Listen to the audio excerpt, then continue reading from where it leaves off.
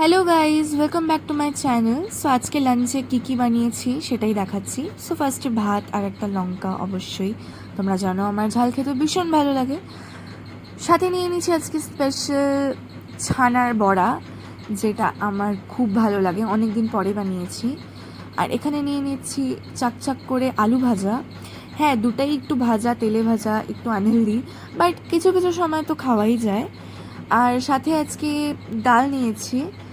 আমার মুসুর ডাল থেকে বেশি এই যে মুগ ডাল নিয়ে নিয়েছি। মুগ ডাল আমার ভীষণ ভালো লাগে, আমি মুসুর ডালটা প্রেফার করি, বাট মুগ ডাল আমার ফেভারিট। সাথে এখানে বানিয়েছিলাম অফ সিজন বাট পালং শাকের একটা ঝোল ঝোল করে তরকারি, ভীষণ ভালো লাগে গরমের মধ্যে। আর নেক্সট আমাদের আইটেম হচ্ছে পটল পোস্ত। পটল পোস্ত কাদের ভালো লাগে অবশ্যই জানিও। আর আজকের এই সিম্পল মেনু একটু চটপটা কেমন লাগলো আমাকে কমেন্ট করে জানিও। দেখা হবে নেক্সট ভিডিওতে। টাটা। ভিডিওটা ভালো লাগলে লাইক করো।